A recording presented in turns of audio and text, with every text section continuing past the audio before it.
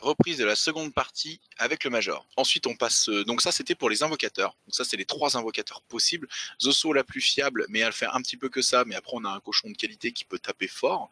Le Slowpoller. Mine de rien, c'est comme on le dit, c'est avec le modèle qu'on va voir tout à l'heure, c'est le cochon le plus résistant du fait du Terrifying et de Heart to Wound. Exact. Et pour tenir une ligne, mine de rien, c'est pas non plus. Pour tenir un endroit, empêcher d'accéder à des choses et tout, c'est pas non plus. C'est pas dégueulasse.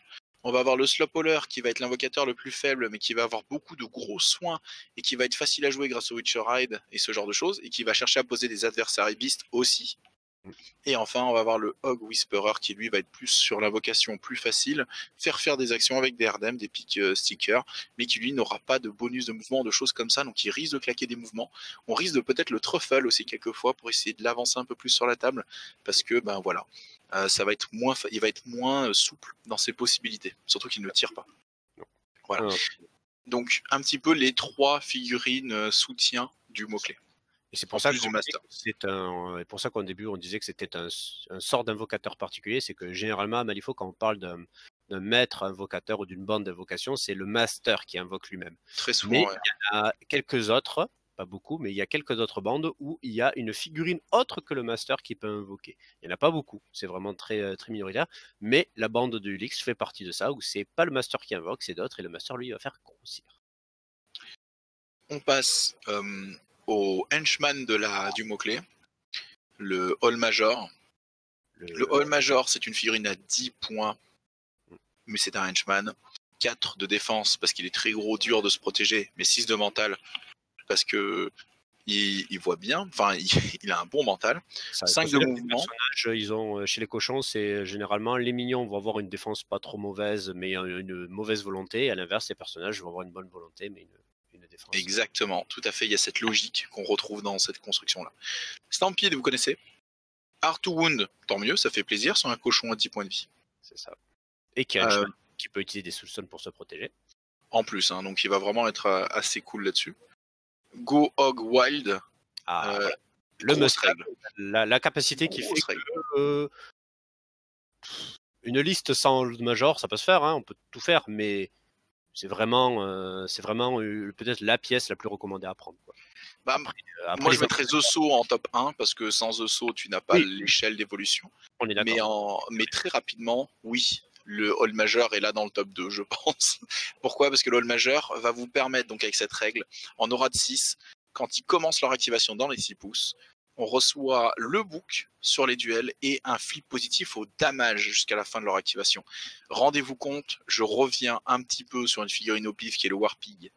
On est sur 3, 4, 6 dégâts. Maintenant, vous avez un flip positif aux dégâts. Vous faites égalité, vous pouvez le cheater. Vous pouvez sortir même un 11 en nature ou quoi et faire 6 dégâts. Et surtout, vous débloquez le trigger du soin pour tous vos cochons. Parce que le book, c'est le soin pour tous les cochons. Donc ça va vous permettre de fiabiliser, si vous commencez à s'épouser du Major, une attaque où vous pouvez vous soigner. Vous le savez que vous avez cette option.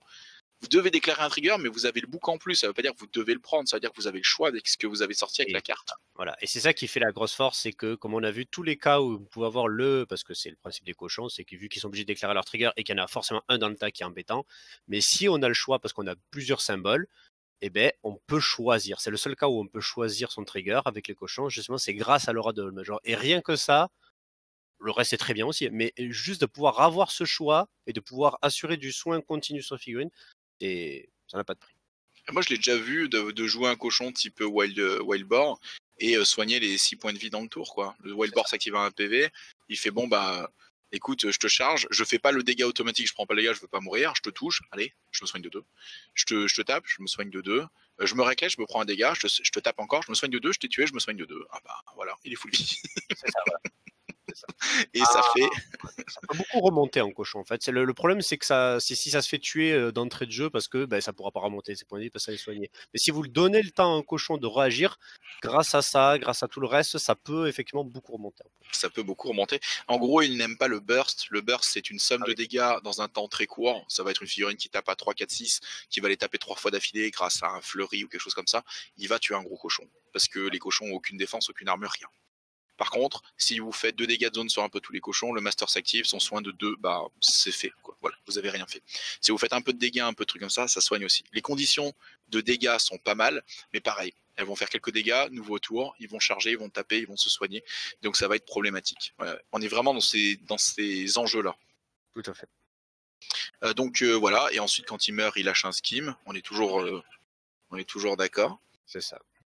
Ensuite, qu'est-ce qu'il fait le Major? Bah, il tape à mêlée zone 1, c'est ce que tu disais tout à l'heure. C'est le seul cochon à avoir une mêlée zone qui a plus de 0. Donc du coup, qui monte à 2 avec Ulix. Très bien. Très très bien. 3, 4, 5 dégâts, c'est pas mal, mais il n'y a pas le 6 qu'on aurait aimé voir. Non, je rigole. 3, 4, 5, c'est très bien. Lui-même se soigne de 2 avec le book. À noter par contre que c'est que son ability est pareil, c'est un pulse, ce n'est pas une aura, et du coup il n'en profite pas lui-même en fait, malheureusement. Bah si. Alors pardon. Mais le problème, mais à la fois tu as tort, mais tu as raison. Oui. C'est que la phrase commence par Other Friendly Pig. Voilà, c'est non, voilà, c'est non, mais mais c'est une aura. Je me suis dit quand même depuis tout ce temps, je me trompais. Non, voilà, c'est pas parce que c'est. Quand tu l'as dit, j'ai tilté aussi parce que je l'ai déjà joué plusieurs fois et à chaque fois je me suis dit c'est con qu'il en bénéficie pas. Mais en fait, il en bénéficie pas, mais c'est une aura. C'est ça. C'est une aura, mais c'est bien précisé parce que sinon ils se sont dit que ça ferait peut-être un peu trop que lui aussi en bénéficie. C'est peut-être pas plus mal aussi. Ensuite, il a donc Good for All Off en deuxième, donc on pioche de cartes, on en discard une. En troisième trigger, parce qu'il n'en a pas 4, Mollet to Slop. Donc après avoir tué, Friendly Pigs à 6 pouces de ce modèle, of this model, push 3 toward this model, tout le monde se rassemble vers lui. Et Other Friendly in Base Contact, heal 2. Donc en gros, il défonce sa cible, il la réduit en petites portions de manger, et il la distribue aux cochons autour en mode voilà mes petits soldats, mangez. C'est ça. Et effectivement, il a que 3 triggers parce que lui, contrairement aux autres cochons, il n'y a pas marqué que ces triggers sont obligatoires. Exact, il choisit, tout à fait. Bon, après, tous les triggers sont positifs. Donc, oui, mais c'est parce que voilà, en fait, ça revient à ça. En fait, tous les autres cochons, ils ont les triggers obligatoires parce que dans les 4, il y en a un qui peut poser problème en fait. Même plus parce que le rampage, il peut te mettre dans une situation où tu n'avais pas envie d'être poussé à l'autre bout de la table pour devoir revenir. Tu prends le piglet, il peut pas charger plusieurs fois par activation, donc ça peut l'emmerder. Enfin, mais tu as raison. L'idée là, c'est que il y en a au moins un qui va gêner. Ensuite, les deux autres actions. Dash them on. Donc on discard le card, Other Friendly Pig Only. On push le target à 3 pouces dans une direction. Si c'était un minion, jusqu'à la fin de la end phase, il choisit une suite. Il rajoute la suite de la carte défaussée dans ses finales duels. Donc encore une fois, on revient un peu sur sa passive. Ça va rajouter une deuxième suite sur un minion pig. Donc on peut dire que par exemple, dans un match-up où on sait qu'en face, il y a un Hoffman comme ça au pif, et qu'il y a une grosse armure et il n'a pas lancé le truc pour que l'armure soit irréductible, on va se dire, tu sais quoi, je vais donner le livre à ce Warpig que je vais pousser mettre en avant en défaussant une carte avec un livre. Et comme ça, mon Warpig, il pourra 3 fois Armor Piercing. C'est ça. Et c'est jusqu'à la... Attends, je vais relire parce que c'est peut-être même plus fort que ça. Until the end phase, et même sur les réactivations avec les Erdem, il aura le livre s'il le souhaite. Là où son bonus à lui, c'est que pendant l'activation. Donc très très intéressant pour gérer les match-up. Parfois, il faudra faire un peu ce sacrifice. Après, ça pousse aussi la cible de 3 pouces, donc ça continue à donner du mouvement, quoi. C'est ça, ça peut désengager une figurine pour qu'après, justement, à son tour, elle va pouvoir recharger, tout ça et tout. Donc, on est d'accord, cette action, elle est très bien. Et en plus, 8 de portée, ce qui est quand même pas dégueu. Ce qui est massif, mais on va voir que beaucoup de compétences sont à portée 8 quand même chez les cochons. Les soins sont plus rapprochés ou quoi, mais il y a beaucoup de portée 8, je trouve, dans l'affection. Et ensuite, son action gratuite. Et Marque Territory, qui est une grosse action gratuite que le Bayou peut avoir sur une upgrade. Donc c'est simple, c'est du 4+, portée 3 en pulse. On remove tous les skim markers, et ce modèle prend focus 1 pour chaque skim marker qu'il a pris. Surge, on draw une carte, et sinon, repositionnement, on bouge de 3. Surtout, qu'est-ce que vous ne voyez pas? C'est Reckless. C'est le seul cochon qui n'aura pas Reckless. Sur le cochon à 10 points, ça fait un peu chier. Mais encore une fois, il est à mi-chemin entre support et baston, donc il faut bien garder en tête qu'il l'a aussi pour rendre plus fort les autres cochons. C'est ça. En fait, il fait un peu tout. En fait, il fait du support, il fait des dégâts, il fait de l'encaisse. Donc, comme on donnait, bon, il peut pas en plus avoir une action en plus, ça aurait été trop. En fait. Ça faisait beaucoup et ils lui ont pas donné. Après, il vaut 10 points tout de même, c'est quand même une somme. Il vaut 10 Mais points, mais il a des bons dégâts, il a des bons points de vie, il a de la défense grâce à Heartwound, mine de rien. c'est vrai qu'il est quand même pas mal. Après, Mark Territory va être dur à utiliser parce que. Ou alors, c'est que vous avez joué Ulix dans un système de scheme où il n'y avait pas beaucoup de schemes basés justement sur la pose de marqueur scheme. Parce que, en général, on va choisir ce genre de scheme-là. On en parlera tout à l'heure parce que comme on va en lâcher plein en mourant, c'est important, on les fait par défaut un petit peu. Donc là, c'est vrai que c'est un peu une anti-synergie, mais en même temps, si ce truc prend 3 focus, il va commencer à taper extrêmement fort. C'est ça, oui. C'est vrai que l'action gratuite, c'est pas forcément l'idéal pour ce personnage-là, en fait. Non. Ouais. Mais bon, voilà. Bah, le reste est tellement bien que du coup, tant pis, on lui accorde ses petits points faibles parce que tout ce qu'il apporte aux autres cochons vaut le fait que lui-même, en tant que figurine, effectivement, pour lui-même, pour son propre usage, il vaut pas 10 points. Mais c'est pas grave, parce que tout ce qu'il donne comme plus-value au reste le vaut largement. Top plus-value que j'ai vu pour l'instant dans une partie, c'est le combo des 4 squealers. Parce que le Go Hog Wild n'est pas qu'au corps à corps. Oui. Et donc du coup, on se retrouve à tirer avec des flips positifs aux dégâts sur les Projected Voice avec des gabarits. Effectivement. Je vous laisse le temps de vous rendre compte à quel point ça peut être dément. Oui. Quand on a des flips positifs aux dégâts avec ce genre de choses. C'est-à-dire qu'on fait je fais 12, tu défends, j'ai fait 11, tu cheat, non, bon je passe en négatif. Donc en normal, 1 set, 3 dégâts de zone, 2 dégâts sur les mecs autour. Et si on a le bon trigger, on met des distracts. Et là, c'est la folie. Je retire, puis je retire encore avec Reckless. Et là, le mec en face, il fait mais qu'est-ce qui se passe quoi? C'est Ortega avec des cochons, qu'est-ce qui se passe quoi? Tout à fait ça. Non, c'est des petits combos un petit peu secondaires qui peuvent être mortels. Voilà. Surtout que 6 pouces autour d'un socle 50, ça laisse beaucoup de souplesse sur la table. Ah oui, tout à fait. Et voilà, méfiez-vous des cochons, ça peut tirer. C'est ça. Donc maintenant, on va s'intéresser un peu à. C'est pas des hors mots-clés, mais c'est des cochons qui sont un peu en parallèle et qui vont avoir des gros défauts et des grosses qualités aussi. On va parler. Alors, Gracie a quasi pas de défaut, mais on va peut-être parler de Gracie. Gracie, qui est un cochon donc aussi versatile et qui est chez les Infamous, mais qui a aussi le mot-clé Pig. Bien sûr, c'est une nommée, c'est une Enforcer et donc pas un henchman. Elle vaut 8 points, 4, 6, 4 de mouvement, c'est le cochon le plus lent. 3 de taille avec un socle 50, 8 PV seulement, mais pourquoi? Parce qu'on a un armure 2.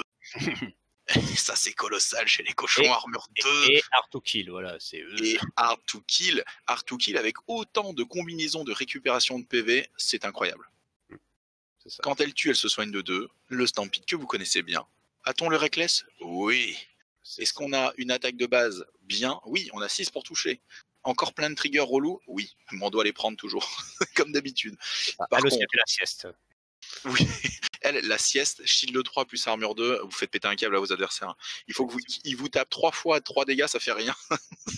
Ah oui, quand vous arrivez à le faire sur votre 3e activation de Reckless, votre adversaire il fait OK.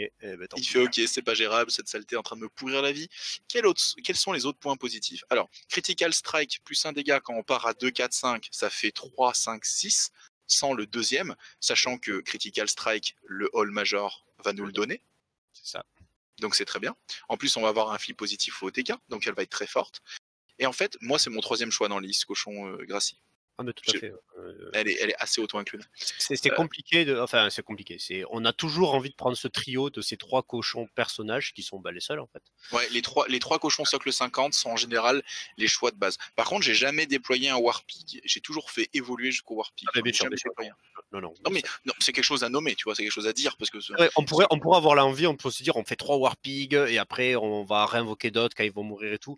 Mais au final, vu que les autres personnages sont uniques et ne viendront jamais, leurs capacités sont quand même très propres à eux, on ne va pas les retrouver ailleurs.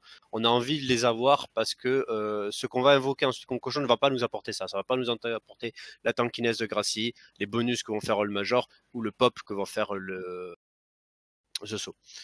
Donc c'est pour ça qu'on a envie de les recruter et qu'on se dit que les autres, au pire on les invoquera et on les fera grossir, on arrivera à faire quelque chose. Eux, c'est vraiment des capacités que tu ne vas pas retrouver dans le reste de la bande cochon. Et c'est pour ça qu'il est très important que tu as envie de tout le temps les avoir avec toi. Très très vrai.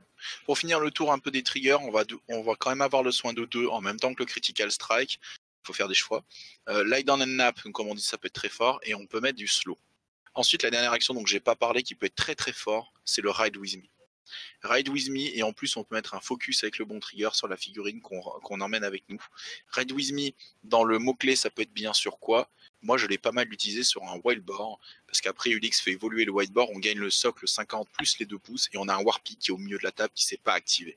Ça, c'est si on veut jouer très agressif, il est possible de faire ça. Bon, c'est pas conseillé contre tout, parce qu'il y a plein de mots-clés, les 10 PV, vous les dégomment avant que vous jouez. Mais il y a des mots-clés qui sont pas très très dégâts. Par exemple, Sandy me le faisait contre des Colette. Quand Colette, elle voit le Warpig, met la table qui est là, elle fait, ou si je le distracte pas 3 tout de suite, je perds tout le monde. Tu vois, genre, Ah ouais, mais mais c'est ça qui est bien, c'est qu'il y a pas mal de choses à faire. On on peut, peut, on peut ramener aussi un Hog Whisperer qui lui était assez lent, on disait que c'était un de ses défauts, et ben on peut le ramener. On peut replacer le totem potentiellement, on peut replacer Pénélope, on ou peut. Ulix, un plan d'extraction d'Ulix. Alors même si elle a que Oui, 4 mouvements, bah, mine de rien, à portée de Pénélope, elle gagne 5, ce qui devient beaucoup moins ridicule. Et effectivement, j'ai eu déjà plusieurs parties où, tant pis, Ulix est en train de se faire encercler par des menaces beaucoup trop fortes. Et ben, plan d'extraction, Ride with me, je me suis barré avec Pénélope aussi loin que je pouvais. Et Pénélope un peu loin avec à côté d'Ulix, du coup Ulix pouvait transférer les dégâts sur Gracie, pardon, sur Gracie. Ben, mine de rien, Gracie fait un très bon garde du corps sur Ulix parce que Ulix il défausse une carte, les dégâts vont sur Pénélope, Pénélope elle fait. Enfin, pourquoi j'ai dit Pénélope? Gracie, elle Gracie. fait, ouais, j'ai 2 d'armure, je vais me soigner, vas-y, fais-moi des dégâts, pas de problème. C'est ça, c'est ça. Et même sur une mauvaise surprise, tu peux pas me tuer en une fois vu que j'ai le hard to kill. Donc ça peut faire des choses assez intéressantes. Et si vraiment C'est on veut pas prendre de dégâts, on peut utiliser la capacité d'Ulix pour défausser une carte et prendre des dégâts encore plus en moins. Donc, exactement, tu as raison.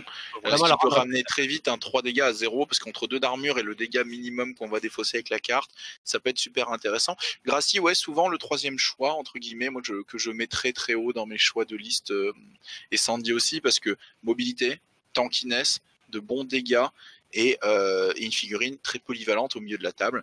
Et ses soucis qui lui sont intrinsèques sont contrebalancés par le mot-clé des cochons. C'est-à-dire quoi? Ça met les 0 passe à 1. Donc quand vous la jouez en versatile, elle est en 0, c'est pour dire. Le fait que le critical strike est très fort, mais faut-il avoir la bonne carte, le major lui donne, ainsi que les dégâts évolués. Le ride with me va être très utile chez nous, et le mouvement de 4 va être augmenté avec Pénélope. Donc en fait, on va contrebalancer beaucoup de défauts de la figurine. Et pour 8 points, c'est très important. Mais vous voyez un petit peu ce que je veux dire quand je compare des profils, par exemple le Wildboar à 7 points et Gracie à 8 points. Il n'y a pas un vrai point d'écart entre ces deux modèles-là. Le Wildboar devrait coûter 6 points, mais il en vaut 7 parce qu'on va le jouer de façon invoquée, on va le jouer de façon évoluée, donc c'est normal qu'il soit surcoté. C'est ça que je voulais dire tout à l'heure. Voilà. Mais parce que Gracie, comme elle, on peut la faire évoluer en Warpig potentiellement. Bon, pas forcément pareil comme tout à l'heure, pas forcément un gros intérêt à le faire, mais peut-être si c'est à la fin du tour et qu'il faut à tout près aller à l'autre bout de la table, et du coup le Warpig il avance de 2, on gagne son socle, il va à 6 et il va pouvoir faire une action qu'aurait pas pu faire Gracie, peut-être, mais de manière générale on va plutôt pouvoir garder Gracie parce qu'elle est très très intéressante. Tout à fait. Donc voilà, donc Gracie, il fallait qu'on en parle.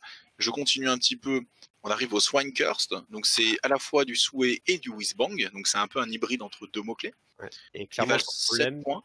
ouais, son Oui, problème, c'est que justement, il est quand même beaucoup plus intéressant en Wisbank qu'en Soleil. Ne serait-ce que pour un truc tout simple, qui est là-haut, c'est pour ça que je voulais en parler maintenant, on remonte. Il oui, n'est pas pig, il n'est pas pig, tout il à est fait. Soleil. Et du coup, il ne va pas bénéficier de toutes les synergies, c'est-à-dire de l'aura, de All Major, des Herdzem qui vont être. On peut faire un Herdzem sur lui parce qu'il est beast, mais on va pas avoir le masque intégré. Et juste d'avoir toutes ces mécaniques en moins, ça rend son profit compliqué Et puis en. du coup, il n'est pas sur la chaîne d'évolution. Je ne peux pas le faire évoluer en Warpig, et on ne peut pas faire évoluer un Squealer ou un Piglet en Swankers. En Donc plus, en oui. fait, il est hors scénario. Après, bien sûr, il a des très bonnes règles, comme le Blast résistante en combo avec le fait que ça lui donne fast. Et le Tusk, on va voir que ça donne des bonnes choses et tout, mais le problème, c'est comme tu dis, en fait, c'est une pièce à dégâts de Whizbang, qui est très intéressante en Whizbang, mais qui est en Pig, est un peu un boulet au pied, parce qu'elle va mal synergiser, elle va poser problème, et on a d'autres choses à payer, en fait. Donc c'est Il une a figurine qui l'avantage est d'être loin, défensive un peu, mais il avec faut le aussi 6 de def. ça. Et le 6 de def et le fait qu'il a Infused Body, qui fait que s'il prend il peut utiliser des glow tokens. Le problème, c'est que pour donner des glow tokens, il faut lui faire déjà des dommages. Et du Et coup, c'est on n'a pas pas. le. Voilà. On est On peut le plutôt faire dans le avec en balançant de la bouffe, par exemple, typiquement. Donc, en fait, le modèle avec lequel il peut le plus énergiser, c'est justement c'est les slow pollers. Mais voilà, c'est vraiment la plus grosse synergie qu'il peut réussir à avoir. Parce qu'après, le reste, c'est voilà, comment on va te dire où effectivement ça. Ou le Ou le pig, stick dem je sais pas. des Hog Whisperers, mais ça fait un combo très compliqué à mettre en place, alors qu'on a mieux chez nous. Ça Et reste un après 2, 4, 5 dégâts, on a des choses très très approchantes dans cette valeur de points. En fait, il souffre de la comparaison avec le Wild Boar, tout simplement. Et le Wild Boar, lui, a tous les combos, alors que lui, en a quasi aucun.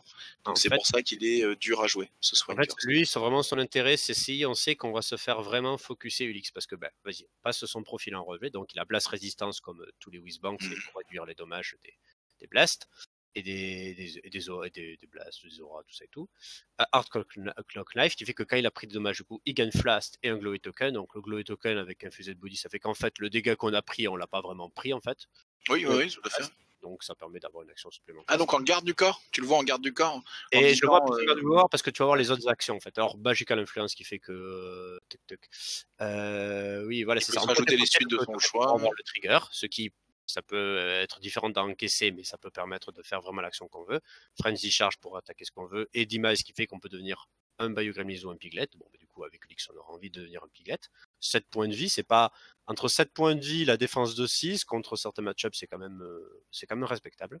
Ouais, ouais. Et ensuite, voilà, ce qui est bien, alors son attaque de Tusk, on va tout faire dans l'ordre, hein, à 0. Par contre, vu que c'est pas un pig, il augmente pas de 1.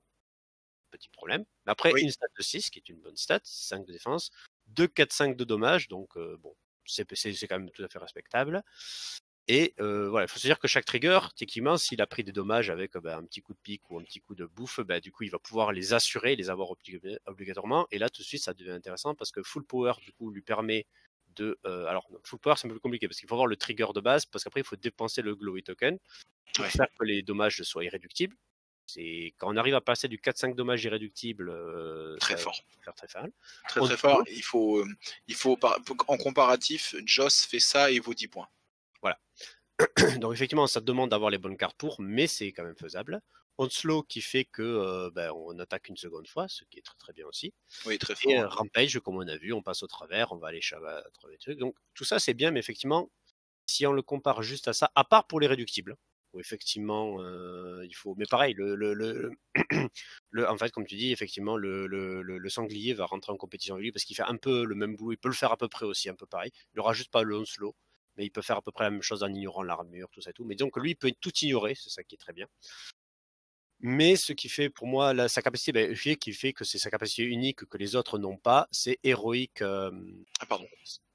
C'est du coup héroïque intervention qui fait que à 6 pouces, il cible, il a besoin de faire un 5. Il le vise sur un ennemi, il pêche tous les alliés qui sont à un pouce de l'ennemi à 5 et il se bouge dans sa direction de l'ennemi et il lui fait une attaque. Pour aider à désengager un Ulix qui se ferait attraper par quelque chose où l'ennemi a décidé de le rusher avec plein de trucs, c'est vrai que c'est très bien. Plus après, on a l'action de gratuite pour un allié à nouveau, le push away. Donc du coup, sur un Ulix, on fait heroic intervention sur l'ennemi à côté, et ensuite le Ulix qu'on a déjà écarté, on le repush away en tout truc. Ça permet vraiment de sauver une figurine qui serait engagée et qui serait dedans jusqu'au cou.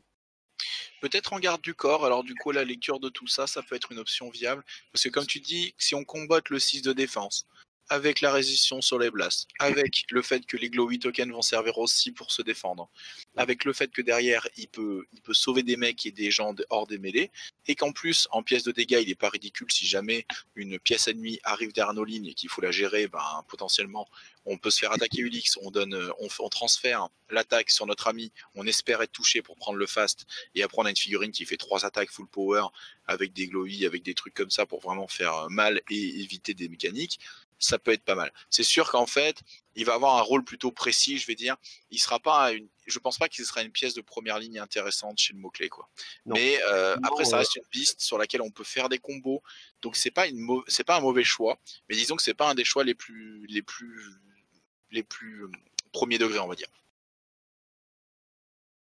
Oui, c'est ça. C'est vraiment, voilà, il faut se dire que c'est plutôt un objet à utiliser dans un outil précis quand on sait qu'on va tomber face à une bande qui va être encore plus agressive que soi, du genre du Nikima ou autre, qui va vous tomber et qui peut tomber très rapidement sur votre master ou vos figurines invocation et vraiment les découper.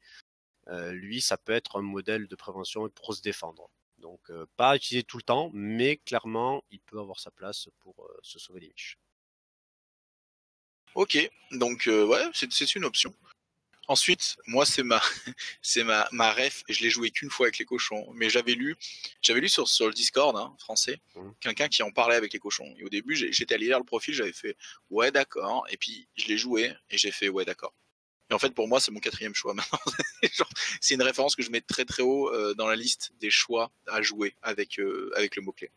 Donc Ouais. c'est Big Brain Brain, il vaut 8 points, c'est un henchman. Il est chez les Trixie, ce n'est pas un versatile, il faut le payer, c'est un hors mot-clé.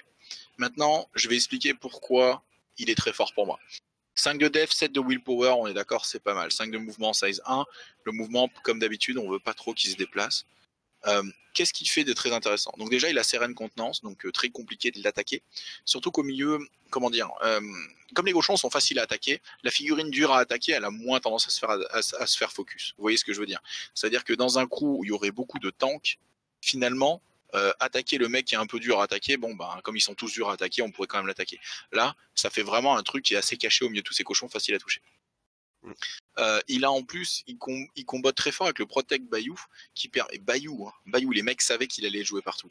Et s'il se fait taper, un peu comme le Master, on peut défausser des cartes pour faire taper un mec à côté. Ça, c'est si jamais le mec il fait, je claque mon focus, je tape dessus, tu sens que ça va faire mal. Il fait, écoute, il met la main sur le petit piglet, il fait, je suis désolé, mais tu vas faire un skim, je pense. Mais voilà, c'est dans ce cas de figure là. Sinon, qu'est-ce qu'il apporte? Alors, il apporte Arcane Réservoir, on passe à une main de 7 cartes. Ah, déjà c'est bien. Il apporte quoi? Il apporte Intuition. Au début de son activation, il peut voir les 3 cartes du dessus du deck et les mettre dans n'importe quel sens. Ce qui veut dire que potentiellement, s'il voit des très bonnes cartes, on va pouvoir annoncer avec Ulix des évolutions, s'il voit des 12, de type 2 sans les payer, sans défausser des cartes de notre main. Donc ça c'est très très intéressant. Et enfin, il a une autre compétence qui va être très très forte avec les cochons. Knew you were gonna to do that. Donc je savais que tu allais faire ça. Après qu'un modèle à 6 pouces déclare un trigger, ce modèle peut discard de carte. S'il le fait, le trigger est annulé. Ça peut être très intéressant avec les triggers de nos cochons qu'on est obligé de faire mais qu'on n'a pas envie de faire. Le cas échéant, on pourrait arriver dans un cas de figure où on fait ça. Bien sûr, c'est aussi fort parce que ça marche sur l'adversaire. Donc si l'adversaire il a des triggers qui sont forts contre vous, et ben vous protégez vos cochons. C'est-à-dire s'il y a un trigger, je sais pas, je dis n'importe quoi, mais poncture, que le mec réussit à avoir les deux bouts ou je ne sais quoi et qu'on part sur du 5 dégâts et on n'a pas d'armure, on n'a pas envie de prendre ça, on peut dire bah écoute je vais retirer 2 dégâts en défaussant une carte et le master va retirer une carte pour retirer 1, 2, 3 quoi. Donc on va essayer ou 1, 2, 2 je crois que c'était. On va essayer de réduire un petit peu ce qu'on peut prendre dans la tête. Donc tout est bon pour l'instant. Oui. Tout est bon avec le cochon, j'ai envie de dire. 8 PV, pas mal, surtout sur Henchman. Donc on part sur ses actions. Corps à corps, il tape avec 7 contre du willpower. C'est une somme, vous me direz 7. Et c'est oui. Target gain slow avec 2 triggers. Soit on draw une carte, soit enemy only. Target fait une attaque de corps à corps comme de pistolet, choisi et contrôlé par ce modèle. Et durant cette action, ce modèle est ignoré pour whenever or not his target or is engaged. En gros, il disparaît de la table. Il fait bon, bah, fais une attaque de corps à corps ou de flingue et je ne suis pas là, quoi. Donc ça peut être très très intéressant sur un henchman adverse ou sur une grosse figurine tout simplement pour faire taper. On part avec 7, hein, je rappelle, pour mettre du slow. Donc ça, en plus ça ramène un peu de conditions dans un mot-clé qui en a pas vraiment. C'est pas mal. Sober up. Ah ouais, on disait que c'était dur les conditions quand on joue cochon. Sober up. Eh ben ça tombe bien. On va pouvoir gérer les conditions. Mieux que ça, on va même pouvoir mettre des focus sur des cochons. On disait qu'on n'a pas beaucoup de cartes pour toucher en fin de combat. Et ben là, le Warpig, il prend un slow à distance, il prend un distract. Non, tu me l'enlèves. Tu mets un focus à la place. Et là, ça change tout. Ça change tout. Les triggers sont tous fous. Malwile Servant, un other modèle, other que celui-ci. Donc ça peut être celui sur qui on l'a fait. Il soigne de 1, 2, 3. Get in there, un friendly mignon en loss peut se push de 3 toward la target. Parfait. Re du mouvement. Et Daze, on met stun et on place, on la push de 3 dans any direction, la figurine à qui on a enlevé la condition. Là, c'est le cas où on va sober up un adversaire qui aurait 3 focus sur la tête, par exemple. C'est ça. Ou un fast donné par un allié, ou un truc, enfin par un de ses alliés à lui. Donc en fait, très grosse capacité, très intéressante. Ouais. On continue de scroller parce que la carte est bien remplie, hein. Je suis désolé, vous êtes fatigué, ça fait 1 heure qu'on vous lit des profils, mais celui-là, accrochez-vous, il est vraiment très très bien. Le prochain, c'est calculer de possibilities, donc calculer les possibilités. Une fois par tour, on discarde les 10 cartes du dessus de ce modèle du fake deck. On choisit 3 cartes dans la discard pile, non joker. et on les remélange dans le fate deck. Puis on pioche une carte. Ok. Je vais le redire calmement. En gros, vous enlevez 10 cartes de votre deck. C'est ça. Depuis la défausse, mais c'est pas forcément ces 10 cartes, on ramène 3 cartes dans le deck. Donc si vous avez déjà fait des évolutions et claqué vos 12, ils retournent dans le deck, ils vont être joués en fin de tour. Et après on pioche une carte, donc on récupère une carte en plus d'en avoir 7 dans la main. Donc ce mec vous rajoute 2 cartes, la 7ème, et le fait qu'il vous fera dans le tour, il va faire cette action une fois à chaque tour, il vous fera piocher une carte. Et alors, pour l'avoir fait, ce truc-là, j'ai déjà fini un tour où il me restait 20 cartes dans mon deck, une quinzaine à 20. Et dedans, il y avait les 4 13 et 2 12. Et Sandy, elle a vraiment pas rigolé en face. Vraiment pas rigolé. Parce qu'elle m'a fait un dégât en double négatif et je lui ai dit moderate parce que j'ai fait 9, 12 et 13. Elle était là en mode qu'est-ce qui se passe? C'est quoi ton deck? Et ben, c'est le plus de ce personnage. C'est qu'il va optimiser vos cartes en fin de tour. Et la fin de tour chez les cochons, c'est la baston. Et c'est là où on a besoin de faire de bons dégâts. C'est là où on espère que ça passe. Donc, très important. Master plan, pour chaque, donc c'est si on a le livre, c'est le trigger, pour chaque livre, shuffle into this fake deck, choose un ennemi modèle à 6 pouces, et soit il discard une carte, soit il gain stun, c'est très très fort, c'est la même compétence que Misaki au final, ça je crois. Possible, j'avoue que ça fait un petit moment que je n'ai pas affronté Misaki, donc je ne me souviens plus. Je crois qu'elle a ça avec les plumes, en gros, voilà, pour chaque livre qu'on ramène dans le deck, on choisit un adversaire à 6 pouces, il prend stun, à moins que l'adversaire défausse une carte, c'est un plus. Et enfin, dernière compétence, la compétence gratuite, qui est très très très très forte, pooling de strings. Donc à 6 pouces, c'est du 7 pour la 14, c'est du 7 le TN. Pareil pour calculer de possibilités, hein, c'est des TN pas tout à fait faciles quand même. Oui. Ce modèle, mais c'est un henchman, hein, le cas échéant, on est vraiment à la dèche, on claque une soulstone pour avoir un flip positif. Hein. Il y a des options. Et puis lui, il voit les 3 cartes Oui. avant de commencer. Donc à défaut de pouvoir voir forcément ce qui va se passer après, il peut au moins voir ce qui va se passer pour son tour. Donc, Et si les 3 cartes, il y a un seul 7 plus et 2 mauvaises, il peut dire je mets la 7 au-dessus et je commence par calculer 2 possibilités. Comme ça, je sais que ça passe, je vire les 2 cartes nulles. C'est assez fou ce que ça permet. Et donc, ouais, pour revenir sur Pulling the Strings, donc on choisit un mignon modèle friendly. On retire un scheme à 3 pouces de lui, on peut le faire. Le target prend une action. Puis, si le scheme s'il n'a pas été remove, donc si on n'a pas retiré de scheme, on tue la target pendant la end phase. Bon, ça c'est un peu cruel, mais vous comprenez bien que Ulix est tourné vers des minions qu'on va améliorer, sur lesquels on va lancer des RDM. Le fait d'avoir une sorte de RDM déguisé en plus, le pulling de strings, c'est très très puissant. Et puis des fois, comme tu dis, tout l'intérêt, ça va être de faire sur un petit piglet qui va faire un mouvement de plus, mourir, poser, du coup, se transformer en screamer et le poser pile là où il fallait. Exactement, si ça peut changer la partie, en plus on va avoir plaisir que ça meure parce que ça pose des schemes. Donc conclusion, ce perso répond à tout le mot-clé. C'est idiot, hein? C'est vrai qu'il est, je l'ai encore jamais utilisé parce que je n'étais jamais trop penché du côté de son mot-clé à lui, donc j'étais pas encore allé trop regarder dedans. Mais c'est vrai que oui, il est très très bien. Il répond donc aux problèmes de pioche à plusieurs échelles, comme on disait. Il est très protégé, donc très dur à faire tomber, donc il va être très intéressant. Il va gérer les conditions, générer des actions supplémentaires, et en plus, si on vient le chercher d'un peu trop prix, il va mettre des slows, voire faire taper des ennemis. Donc, il n'y a rien à acheter. Il vaut tout de même 9 points, donc c'est un investissement sur vos 50 Soulstone, donc il faut bien y penser, mais j'avoue que j'aurais du mal à m'en passer maintenant que j'ai fait une partie avec. Parce qu'avec Ulix, il y a toujours cette fin de tour où tu lances que des 5 et des 7 parce que tous tes 12 et tes 13, t'as dû les cheater, t'as dû machin. Et donc, t'étais un peu frustré au moment de jouer tes grosses créatures de ne pas avoir de quoi les soutenir correctement. Et là, grâce au focus du sober up, grâce à l'optimisation de la pioche, tes Warpig à la fin, ils dégomment tout. Donc voilà, ça c'était une figurine assez intéressante hors mots-clés. Et après, on va arriver sur. Alors, c'est pas forcément tout le profit qui est intéressant à voir, tu peux mettre les autres suivants en fait. C'est justement tout ce qui va être. Alors là, non, c'est vrai. Plutôt le first mate, peut-être. Voilà, le first mate et le crocodile. Eux, leur intérêt, c'est qu'ils sont beast. Et on a vu que certaines, alors, pas mal d'actions, mine de rien, ont besoin d'être marche sur les pigs, mais certaines, quand même, marchent sur les beasts. C'est plus compliqué, effectivement, c'est moins fort. Mais dans une optique de surprendre un adversaire qui s'y attend pas ou qu'on a besoin d'une figurine particulière pour un objectif, ça peut faire quand même, mine de rien, la différence. Le First Mate, par exemple, bon, il vaut cher, mais il y a aussi le Siluride, qui est aussi une bête, qui va pouvoir leap, ignorer beaucoup plus le terrain, là où les cochons, leur meilleur moyen pour éviter le terrain, c'est c'est le sanglier qui va ignorer la difficulté, mais du coup, le siluride, lui, va pouvoir, si on se retrouve dans une map où il y a beaucoup de murs et tout, ben, le siluride, qu'on va pouvoir Erzem un peu plus compliqué, mais quand même le faire, on va pouvoir vraiment avoir une figurine qui va vraiment partir à très loin, qui a Stealth, qui a Butterfly Jump, qui du coup a Leap, et on va pouvoir un Erzem ou deux, et ensuite il va partir faire sa vie. Et Donc, qui amène du distract en plus dans la compo.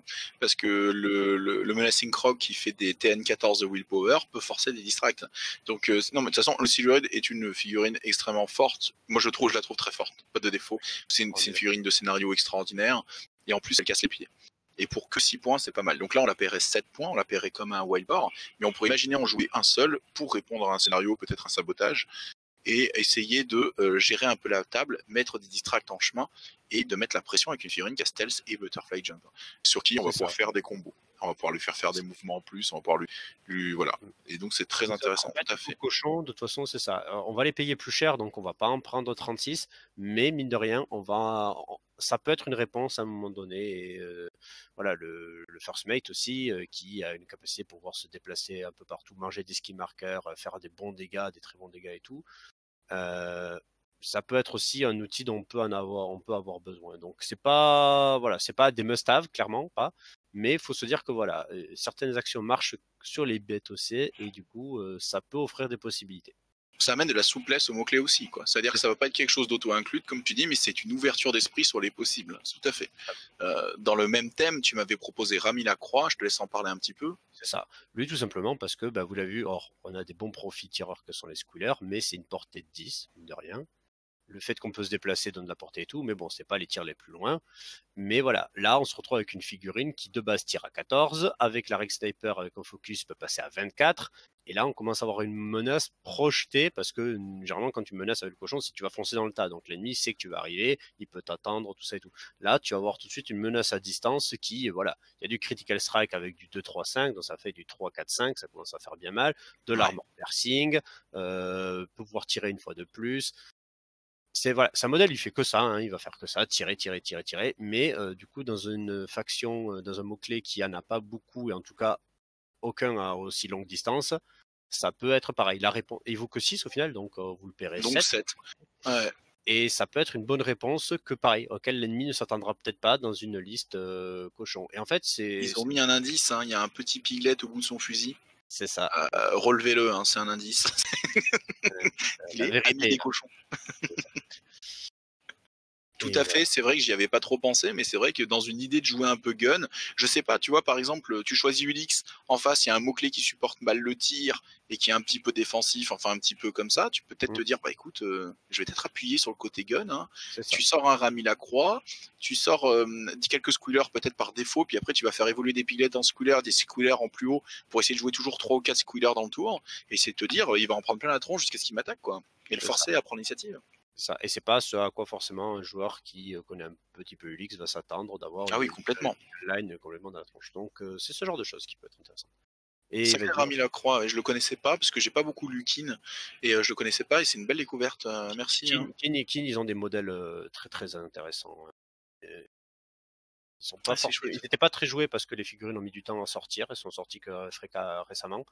D'accord. Et c'est une des bandes les plus solides du Bayou. Ils ont beaucoup de systèmes pour se défendre en plus, donc et pour augmenter leurs stats. Donc ils sont très c'est ça. Ils gagnent du shield quand ils se font attaquer. Ils augmentent leurs stats parce que de base on pourrait se dire la stat défense elle est pas terrible. Ouais, en fait c'est quand ils tapent les plus grands. Enfin quand ils tapent ou quand ils se font taper en fait. De bigger they are, donc la citation c'est le plus grand ils sont, de plus haut ils tombent. Et en fait l'idée c'est de bigger they are, donc si quelqu'un est plus grand que lui, quand il fait un duel avec lui, il gagne un bonus de plus 1 dans ses stats. Donc le fameux 5 de tir que vous voyez passe à 6 grâce au fait qu'il a taille de 1. Alors c'est vrai s'il tire sur quelqu'un qui est de taille 2 plus. Mais ça va arriver souvent dans Malifaux. Et du coup, pour 6 points, donc 7 chez Ulix, vous vous retrouvez avec une figurine qui a toutes ses capacités de tir et tous ses triggers qui sont très forts, avec 6 de valeur de tir à 14 pouces. C'est assez bien. Disons-le, c'est bien. Et vas-y, je pense que tu peux parler du... moi, je voulais parler un petit peu de Gluttony. Gluttony, c'est un henchman qui est donc, c'est un des chanteurs, un des Crossroads. Donc lui, c'est le drummer. Et il est très intéressant pour moi parce qu'il a une bonne mobilité manipulative. C'est très intéressant aussi en défensif, encore une fois, pour plutôt que ce soit les cochons qui prennent. Il a toute une mécanique sur le fait que quand les autres posent des schemes, ça leur fait des signes tokens et que ça lui donne des bonus et des choses comme ça. Et enfin, Madness Drum, il peut pousser les figurés ennemis de 6 pouces vers des marqueurs et ça détruit les marqueurs. Ça peut être très très intéressant si par exemple vous jouez contre une Kairis qui vous sort des marqueurs feu et ça commence à être l'enfer. Où il va falloir réagir et vous n'avez pas beaucoup d'options contre les conditions, des choses comme ça. Et un Sober Up sur une figurine à 9 points ne vous aidera pas. Donc du coup, vous pouvez commencer à vous dire, bah attends, Gluttony, peut-être les détruire en envoyant des figurines ennemies dedans. En plus, ça fait des dégâts. En plus, même de base, les cochons lâchant des schemes, vous pouvez envoyer les mecs dans vos schemes si vous n'avez pas besoin de tous vos schemes. Ça fait des dégâts. Et vous bougez les figurines ennemies. Donc en plus, vous cassez un peu les mêlées, vous pouvez replacer des choses. Il est vraiment très très intéressant. Et comme c'est un versatile, on va le payer vraiment 7 points pour un henchman qui, au corps à corps, va mettre des injured. Et donc, il va aider les cochons à taper mieux indirectement, parce que les injured, les copains vont pouvoir en bénéficier quand ils vont taper dessus. Et à 2, 3, 4 dégâts, ce qui est loin d'être mauvais. Voilà. Donc je voulais en parler un petit peu. C'est un peu une option sous le coude. C'est pas un auto-include, loin de là, encore une fois. C'est une question de choix, c'est une question de qu'est-ce qu'il y a en face. Mais ça ouvre un peu plus à Ulix, plus d'options. Je crois qu'on a parlé un petit peu de tout. On arrive au moment des upgrades. Est-ce que tu joues des upgrades sur tes cochons ? Alors pas encore trop parce que bon c'est une habitude, je sais pas encore trop. J'aime bien investir plus dans les modèles que dans les upgrades. Surtout qu'en cochon, à part sur certains profils comme on l'a vu, ils sont quand même très fragiles. Oui. Même si effectivement après on va les rendre eux, même le Warpig peut se faire tuer très rapidement. Donc investir des points sur des figurines qui va peut-être mourir. Et les personnages sont plus là pour soit amener des cochons, soit faire des bonus, soit faire de la défense, et donc pas tant pour leur super stat d'attaque. Ils peuvent le faire, hein, on est d'accord, mais c'est pas pour ça que tu les as engagés. Donc j'ai un petit peu du mal, mais après il y en a effectivement qui sont certains qui sont très intéressants, donc on est dessus. Infériorité complexe, quand on sait qu'on va affronter des gens dont la défense va être principalement du terrifying ou du manipulatif, surtout le terrifying, parce que comme on l'a vu, Ils ont un mauvais mental. Hein. voilà, ils ont un mauvais mental, donc ça, eux, ça peut vraiment les stopper net. Et tout de suite, se dire qu'on va mettre des infériorités complexes sur sur par exemple des piglets qu'on va recruter dès le début et qu'ensuite on va augmenter pour en faire des warpigs. Là, par contre, ça peut tout à fait se justifier. Surtout que comme ça reste des mignons, ils gardent bully. Donc quand ils targetent un modèle qui coûte moins cher qu'eux, ils choisissent la suite qu'ils rajoutent. Donc rappelez-vous, ça veut dire que le Warpig choisit son trigger, ça devient débile, hein. Ça devient très très fort. Si vous combotez ça avec le Ruthless et le fait que avec un Erdem, on lui a fait faire un mouvement et que du coup il a fait un walk action et donc ça lui fait gagner un focus, ça peut être très fort. Par contre, comme dit Griff, il faut bien savoir que vous allez perdre des cochons. C'est pas un mot-clé propre, c'est un mot-clé sale, c'est un mot-clé où il y a des morts de tout le temps, tout le temps.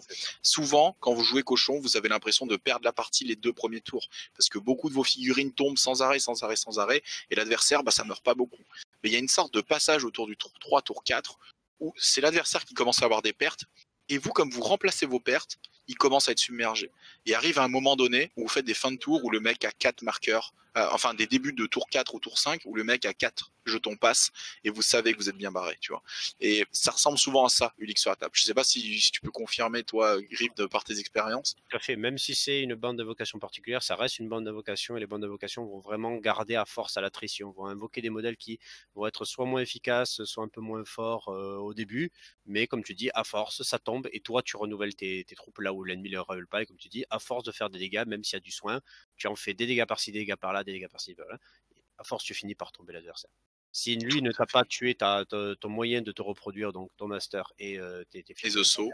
Et tes Zesso, et ben du coup, et comme on l'a vu, c'est quand même pas évident d'avoir Zesso, surtout si le master reste à côté pour la soigner et tout. Et ben du coup, effectivement, il a un plan qui commence à être compliqué au fur et à mesure. C'est sûr que le top quand vous combattez Ulix, mais ça on en parlera peut-être après. Mais bon, on peut en parler maintenant. En gros, on va parler tout de suite un peu des qualités et des défauts du mot-clé. Donc justement, le défaut, c'est si l'adversaire réussit à focus correctement chez vous les pièces qui permettent justement de popper des cochons et d'en repopper et de les supporter. En fait, si l'adversaire tape vous voir pig, c'est qu'il a fini indirectement, il fait votre jeu. Il fait ce que vous voulez faire. Voilà. S'il tape le Major aussi, parce que il va être long à tuer, Gracie aussi, il va passer beaucoup d'actions.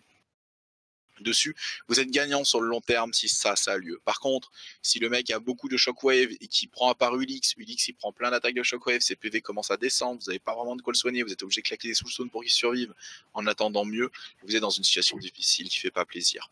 Et il faut se Donc, dire que, contrairement à une bande d'invocation, justement, là, ce qui fait la force d'une bande d'invocation, c'est que celui qui invoque, c'est le master, et le master, c'est solide, parce que ça a des points de vie, parce que ça a la soulstone, parce que ça a des bonnes stats. Mais là, justement, le point faible du leak, c'est que c'est pas lui qui invoque, lui, il grossit. Mais s'il y a personne qui invoque, eh ben lui, il sert plus à rien. Donc, bah, et il va se on a transformer il va faire que des RDM sur ce qui reste, quoi. Mais une c'est fois ça. qu'il n'y aura plus rien, ben, Et on n'a il plus de reste. reprod, et comme on a vu, les cochons, ça finit toujours par tomber. Et ça devient très compliqué. Donc l'ennemi, il a en fait des cibles beaucoup plus faciles à focuser qu'avec une bande d'invocation classique, parce que ben, les deux petits gremlins, c'est des chips, ils les massacrent, ils tombent dessus, ils ont combien, 4, 5 points de vie peut-être? 5 et 6, je crois. Hein. 5 et 6. Ouais, 5 et c'est ça. 6, il y en a un qui n'a pas trigger défensif, il y en a un autre qui l'a, mais sur une stat, et ça Il faut l'éloigne. l'avoir. Il faut Il pas faut la tuer, la l'avoir. pas de base. C'est ça. Et donc, du coup, c'est très facile pour lui, c'est beaucoup plus facile à focuser et à tuer. Il y a le Zoso qui est un peu plus résistant, mais pareil aussi, Zoso, s'il met vraiment des gros tapeurs, qui a une bonne volonté, il passe Terrifying, ok, Heartwound, ça la sauve. On est d'accord, ça va pas être. Mais comparé à un Master, ça sera toujours plus facile en fait. Et puis c'est pas un henchman ou quoi, hein, c'est un enforcer, donc quand elle perd des PV, elle les perd, on peut pas soulstoner pour essayer de la sauver ou quoi. Donc si le mec a... En fait c'est simple, si le mec c'est un Marcus et qu'il a un tigre qui vous fonce dessus et qu'il a de quoi cheater pour réussir les Terrifying, il fait 3 dégâts en 1, il vous tape 3 fois, il fait 3 fois les 3 dégâts et c'est mort, c'est fini. C'est ça. Voilà, les gros tapeurs dans le jeu, ils ont 3 dégâts. Si le gros tapeur il tombe sur The Saw, il la tue. Et là, vous pouvez plus la faire revenir. Vous avez plus de reproduction. Et là, derrière, ça devient compliqué. Si ça arrive au tour 4, c'est pas trop grave. On va dire qu'à ce moment-là, bon, ben, vous avez assez de cochons pour finir les tours qui restent et tout. Mais si ça vous arrive tour 1, 2, alors là, C'est galère, hein. C'est que la partie va être douloureuse à partir de là. Tout à fait. Donc ça va être vraiment les chaînes de production qui vont être le point faible du mot-clé. Autre point faible du mot-clé pour moi, c'est le tir. Ulix aime pas trop se faire tirer dessus, il aime pas trop les dégâts de zone parce qu'on va créer beaucoup de populace à petit PV ou PV moyen. Et du coup, les dégâts de zone qui touchent auto vont vraiment être nuisibles pour le mot-clé. bah, tout à fait. Bah, de toute façon, on en revient toujours à ça. C'est un modèle c'est une bande qui, mine de rien, prend des dégâts. Ça en inflige elle-même pour être efficace. Mais si elle commence à prendre des dégâts avant même d'arriver au corps à corps, et là où elle va commencer à s'en prendre vraiment plein la tronche, ben, c'est comme je dis, vous voyez, un piglet, on a dit que c'était super. Mais c'est super à 3 points de vie, parce que si ça commence déjà à perdre ne serait-ce que 2 points de vie sur un blast qui est passé quelque part, il a plus qu'un point de vie, il peut plus reckless, et dès qu'il reprend un petit truc qui passe par là, il est mort. Et s'il charge et qu'il choisit de faire le dégât, bah, ça le tue. Donc ouais, non, la marge de manœuvre est petite. Le tir, ils aiment pas trop, bien que on peut jouer quelques crocodiles pour poser des zones de concealment, mais il y a des gunlines qui ignorent concealment, donc ça ne sauvera pas. Donc ça ne suffit pas bien. Le tir, ils aiment pas trop. J'avais fait une game contre un McCabe. J'ai pris quelques tirs à slow de zone. Le henchman qui mettait des galettes avec des gatling à 6 dégâts en dégâts lourds. J'ai explosé. Je me suis fait atomiser, mes cochons volaient dans tous les sens, les skim markers étaient chez moi, c'était facile de repopper du cochon, mais ça repartait tout aussi vite. C'était assez triste. Donc c'est un mot-clé qui a des faiblesses. Il faut bien en avoir conscience. C'est ça. L'autre point faible aussi qui peut apparaître, c'est vraiment une bande qui va jouer vraiment élite et lutte dure, même de corps à corps, dans le sens où tu vas rebondir dessus. Parce que, comme on a vu, bon, même s'il y a des modèles comme Big Brain qui permettent de sauver, de façon, tu vas partir en désavantage en termes de cartes parce que tu dois utiliser tes cartes sur toi-même pour te donner une puissance, pour augmenter tes cochons. Donc, c'est des cartes que tu n'auras pas et que ton adversaire, lui, va avoir. Alors, on va dire, on part du principe qu'on est à chance égale. Et du coup, effectivement, ce qui va souvent arriver à certains tours, c'est inévitable avec Ulix, à un moment donné, c'est que tu envoies tes cochons, ils sont surveillés, tu les as grossis, hein, ils partent, tu rates tes attaques, tu fais rien, et après ton cochon, il se fait dépioter. Et là, tu fais donc c'est pour ça qu'après il faut en reproduire d'autres, envoyer tout. Mais si tu tombes face à des teams vraiment très très très solides, avec des gros enforcers ou des gros henchmen qui vont pouvoir claquer des soulstones, qui vont pouvoir récupérer des soulstones, se soigner, tout ça et tout, bah, tu vas tomber face à face à une bande qui va aussi très bien tenir l'attrition et te déboîter tes modèles et pas craindre énormément. Et tu as toujours des outils, parce que voilà, tu as toujours des modèles qui sont forts et tout, mais tu n'as pas des stats exceptionnels. Voilà, tu restes des stats de tapeurs, de bons tapeurs, mais sans plus que ça. Et si l'ennemi reste bien groupé, tu peux vraiment galérer aussi. Donc il faut aussi avoir ça en conscience. Donc pas hésiter des fois à pas trop bouger, Reckless pour focus, ça peut être des fois très intéressant pour vraiment Oui, être sûr que tes attaques, quand elles vont arriver, elles vont vraiment faire mal parce que tu peux pas trop te permettre d'envoyer quelques petites attaques comme ça pour tester et on verra plus tard parce que plus tard tu seras mort en fait, tu seras une mais côtelette. ça se voit sur le Warpig, par exemple, tu prends le Warpig, Mmh. de manière, voilà, il part avec 6 pour toucher, mais comme tu dis, ta main, normalement, ton reste de deck est plutôt faible par rapport à celui de l'adversaire, et ta main, elle est affaiblie par le fait que tu aies fait des invocations et des évolutions. Du coup, 3, 4, 6 dégâts, le 6 dégâts, il est quand même 2 fois le dégât d'entrée qui est à 3. Merci les maths, hein, bravo. Mais du coup, indirectement, ça veut dire qu'un focus qui va permettre d'aller chercher ce 6 dégâts sur un flip normal plutôt qu'un flip négatif sur les dégâts, ça peut être mieux que taper 2 fois avec beaucoup moins de chances de. Enfin, C'est ça. les chances que les 2 attaques de base touchent étant faibles, vaut mieux peut-être focus et en faire une seule qui soit bien. Voilà, C'est c'était peut-être compliqué pour dire quelque chose de simple. Mais non. donc du coup, ça peut vraiment être rentable de faire ce genre de choses, de se dire je vais reckless pour un focus, comme tu disais, je vais charger, je vais me prendre un dégât, je vais faire un dégât, c'est déjà une bonne chose. J'ai pris donc 2 dégâts, j'ai focus avant, je fais l'attaque de charge, et donc je vais aller chercher, essayer d'atteindre, de toucher. J'ai 2 cartes, j'ai de meilleures chances de toucher. Je vais essayer d'atteindre de gros dégâts comme un 6, choisir un bon trigger, soit celui du soin, soit avec les 2 cartes que j'ai retournées, ben, je peux choisir un petit peu entre les deux, entre guillemets. J'ai de Mmh. meilleures chances d'avoir quelque chose de bien. Et donc, du coup, essayer d'optimiser un petit peu ce que j'ai, parce que sinon, effectivement, ça peut être triste. J'ai déjà joué contre Sandy qui m'a fait des fins de tour où ses cochons touchaient rien et que ça leur faisait péter un câble d'avoir fait autant d'efforts avant pour finalement que ça ne fasse rien en fin de tour. C'est ça. Ça peut être très, très frustrant. Il faut Une en bande avoir. une bande typiquement par exemple où le master m'a explosé lui à tout seul, c'est Tony par exemple. Ah bah Tony, les cochons, je l'ai jamais sorti à 110 par pur respect, tu vois. C'est pour Voilà. que notre couple tienne, tu vois. Ça, je l'ai pas fait. Parce que j'ai constamment conscience que ces cochons vont charger, vont me faire un dégât, je vais faire OK, elle me table, je vais gagner un marqueur adrénaline. Je vais lui atomiser son cochon de droite, elle va faire mais qu'est-ce qui s'est passé, c'est machin et tout. C'est Voilà. pété. Et ben Et Tony c'est la fin de notre histoire, tu vois. Donc il faut faire des choix, c'est sûr. On est d'accord. Mais voilà, mais Tony, c'est une bonne illustration de ce genre de bande qui vont, avec une Unionized, avec tous ces trucs-là, vont rester en bulle bien solide et du vent de Steam avec Howard et tout ça et tout. Et tu vas venir t'empaler, tu vas prendre encore plus de dégâts, tu vas rien faire. Et si peu qu'il va être soigné instantanément et derrière tu vas te faire déboîter et tu vas te sentir un peu démuni. Alors la solution comme ça, c'est de venir encore plus armé, effectivement, de venir avec des focus, d'y aller pas avec un, deux cochons, mais de peut-être aller avec trois, de prendre plus le temps de vraiment se positionner. Et puis voilà, ce qui fait la différence aussi, que c'est par rapport à une bande de gros tapeurs, c'est qu'on est une bande de gros tapeurs très rapide, mine de rien. Et c'est ça qui fait la différence de ce mot-clé. Et C'est c'est qu'on va ça, voir. c'est là où j'aurais rebondi moi. Je pense que face à une brique qui est très difficile d'attaque, il faut prendre le temps, exister sur la map et commencer à contourner l'adversaire avec des mouvements qui sont extraordinaires pour pouvoir les prendre à revers et tuer le soigneur, les soigneurs, le support qui fait chier dans cette brique pour essayer d'exister un petit peu comme ça. Et puis de faire du scénario autour et obliger la brique adverse à bouger, à se Ouais, déplacer, ce que n'aime pas faire une brique, quoi. tout à Et fait. c'est vrai que c'est la force du cochon quand même, parce que là on a parlé un peu des points faibles, on peut maintenant parler un peu de la force du mot-clé. Donc la force du mot-clé, c'est la somme d'actions et de figurines qu'on va jouer à terme, parce qu'on va en invoquer. Donc on a toujours des choses à faire. Il y a, le scénario dans Malifaux, en fait, dans Malifaux, la méta va vers l'élite, parce que les minions en rapport aux henchmen sont quand même pas ultra forts, on va pas se mentir. Et comme les pass tokens viennent vraiment rendre beaucoup moins efficace le surnombre, la méta est autour de l'élite. Les listes avec un minion et deux trois henchman, c'est commun, quoi. On voit beaucoup jouer de 3 figurines à 10 points plus, c'est dans pas mal de listes aussi, quoi. Et je vois rarement de listes qui dépassent les 8-9 modèles, voire 10. Je trouve ça rare. Je sais pas si toi tu. Non, non, mais tout à fait. Mais effectivement, Ulix, c'est une des bandes qui peut permettre de faire le nombre parce que justement, son nombre ne va pas être grave et dans le sens où il va soit grossir, soit ensuite aller faire de l'action ailleurs. Et vu que la petite figurine à 3 points peut faire 3 actions, ça lui donne une efficacité décuplée. Exactement. Et ce que je voulais dire par rapport à ça, c'est que dans cette méta d'élite, le défaut des armées élites, c'est de faire des actions de scénario. Parce que c'est des actions qui sont pas des actions efficaces, entre guillemets. Parce que poser un scheme, bah, sur une figurine à 12 points, ça fait quand même un peu chier. Faire une interaction avec une figurine à 12 points. Alors qu'avec un piglet, c'est rigolo. Et donc, du coup, en fait, vous avez cette sensation de pouvoir faire un peu ce que vous voulez partout sur la table.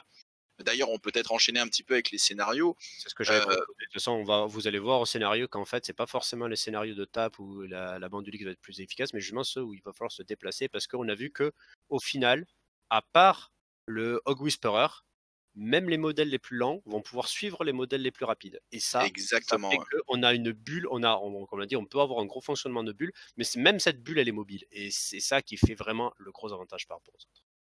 Et donc du coup, pour moi, le pire scénario cochon, tu me diras si pour toi c'est pareil, c'est les bounties. Public Enemies. Je crois que c'est celui-ci. Je crois que c'est Public Enemy. Attends, je vais prendre le Et téléphone avec moi pour pas dire de bêtises. Mais en Public gros, Enemies, tu gagnes des points quand tu tues des figurines. et voilà. Et comme en fait le cochon est obligé de perdre des figurines pour gagner dans le temps sur l'attrition, tu vas forcément nourrir le scénario principal de ton adversaire.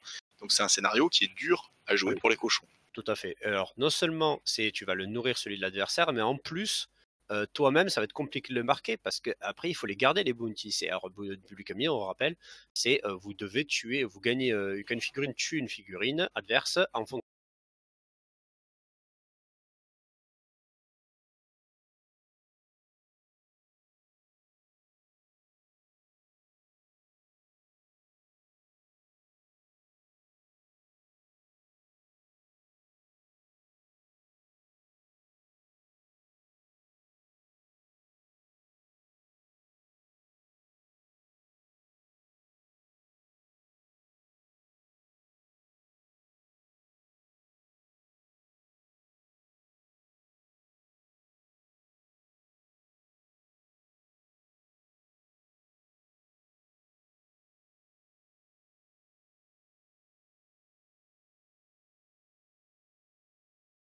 de sa valeur Je en suis d'accord. points. Naturellement, ça va être recover C'est évidence. ça. Donc c'est le fait de tuer 5 figurines sont marquées et elles lâchent des marqueurs quand elles meurent. Pour Ulix, c'est pas le top parce que en fait, c'est les premières figurines qui sont déployées, ce sont ces supports et ces figurines qu'il doit protéger. Donc l'adversaire, ça lui donne une raison de plus de les attaquer. Mm. Et en général, il a la première génération de cochons qui va être évoluée. Donc moi, je joue très souvent 3 piglets, par exemple. On parlera des listes types derrière, mais en gros, c'est très souvent une première génération qu'on va évoluer très rapidement. Et donc, si l'adversaire a la lucidité de les marquer, ça devient très compliqué d'attaquer avec, parce que même transformé en Warpig, s'il a un point de victoire sur le front, votre Warpig, Justement, pour Recover Evidence, justement, pour moi, tu ne vas quasiment pas acheter de le base cochon. de cochons évolués dans ta liste parce que justement, ils vont être marqués et ils vont être beaucoup plus compliqués à rentabiliser. Ou alors, tu as prévu d'en faire juste des couleurs qui vont rester à distance et du coup éviter d'offrir des points. Après, effectivement, Recover Evidence est un peu plus évident à faire pour Ulix que Public Enemies, on compare. On va faire du moins bon au meilleur. Ouais, oui, c'est bien parti pour. Et c'est ça. Et parce que l'avantage, par contre, c'est que faire des dégâts sur l'adversaire, on sait faire. Et après, vu qu'on a beaucoup d'actions, ça peut être beaucoup plus facile on tue l'adversaire, il te marche enfin, on le met à un point de vie, mais mettre un point de vie, on le finit dans la foulée. Et après, on peut ramasser le marqueur avec une action supplémentaire, avec un Reckless, avec d'autres figurines, avec un Zem, n'importe quoi. C'est beaucoup. Pour le coup, c'est un peu plus facile à marquer. Donner l'objectif est toujours aussi facile, enfin presque un peu moins évident, mais on le donne toujours un peu plus facilement. Mais par contre, on marque plus facilement sur ce scénario-là. Et c'est ça qui est bien. Tout à fait.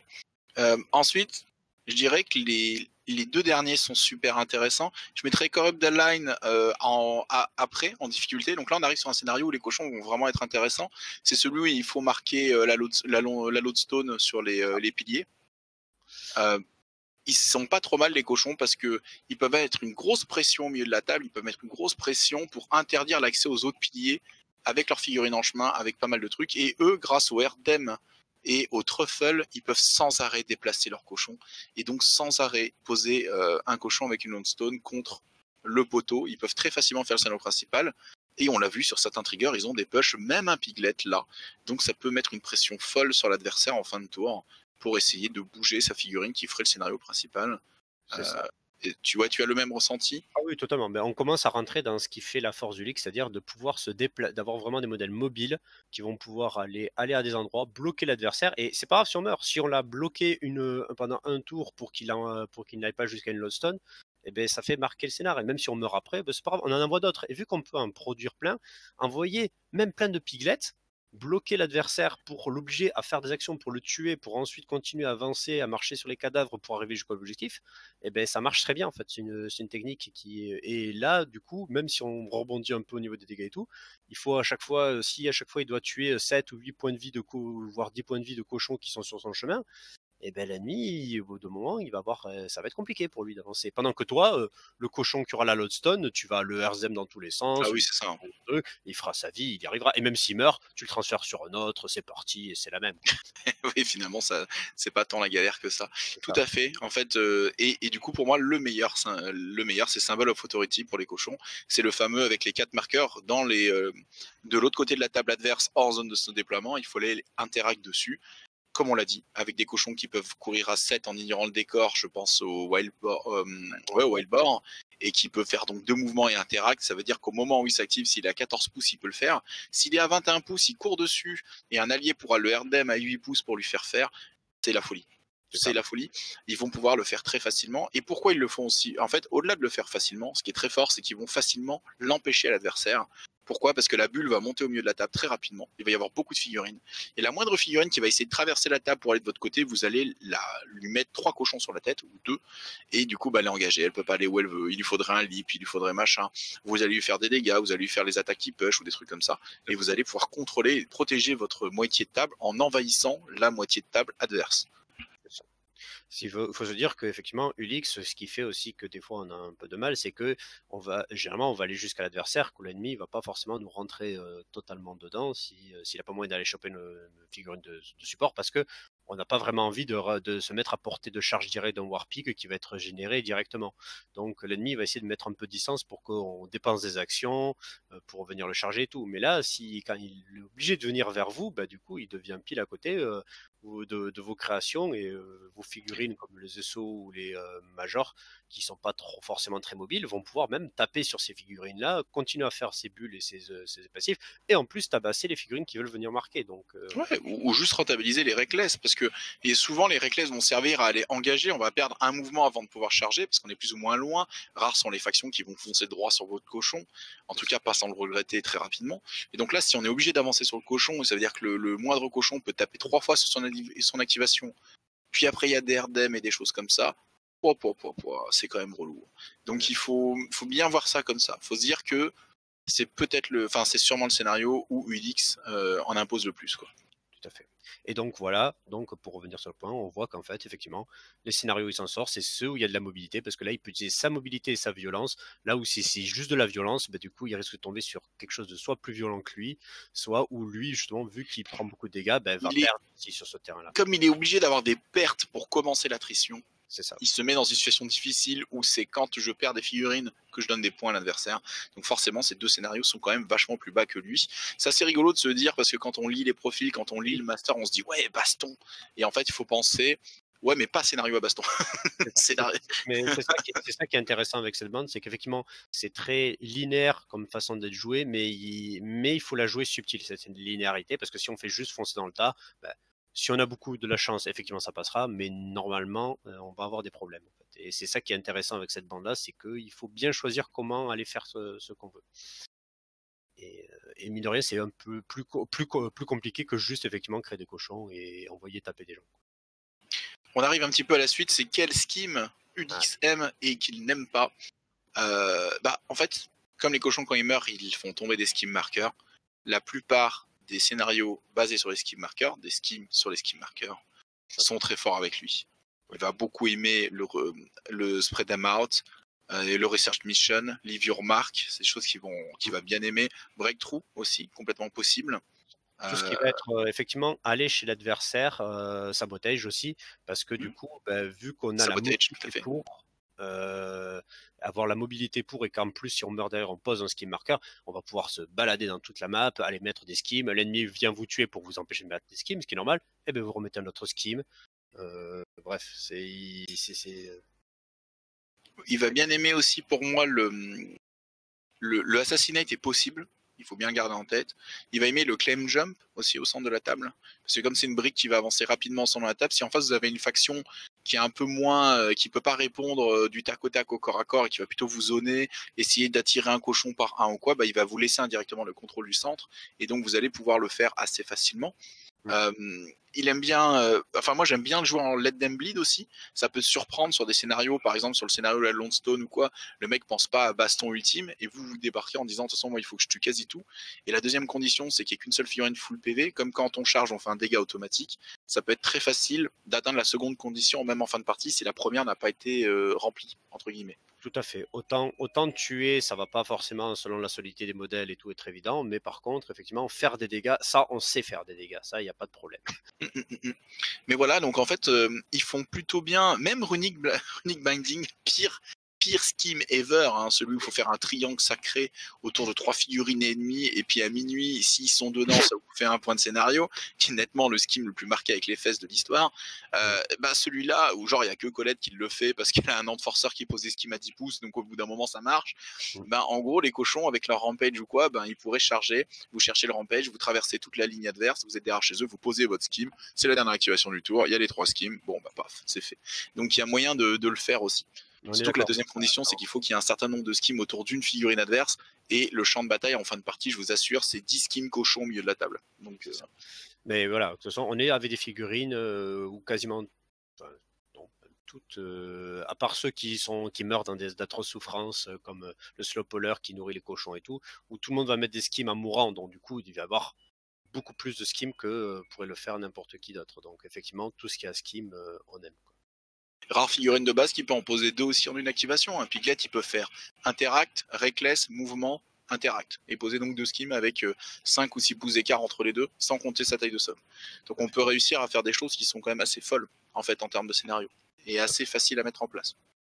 Totalement. Donc voilà. Et effectivement, par contre, à l'inverse, ce qu'on va pas aimer, c'est justement tout ce qui va demander de la survie de ces personnages. Parce que comme Exact. on en revient sur le même truc, faire survivre, autant aller chercher, parce que c'est dommage, parce qu'il y en a, on aimerait bien. Alors après, voilà, si on a vraiment des choix pas top, si on peut s'assurer un point en allant attraper quelqu'un, ça peut se faire, effectivement, comme du take prisoner ou des choses comme ça. Mais il faut se dire que le deuxième point va être très compliqué à saisir. Après, ça peut se faire aussi avec... avec Gracie, par exemple. C'est ça, voilà. Mais du coup, faut pas choisir ceux qui prennent des millions. Parce que là, par contre, tout est mignon, ça peut se faire massacrer par n'importe quoi. Exactement, ouais, tout à fait.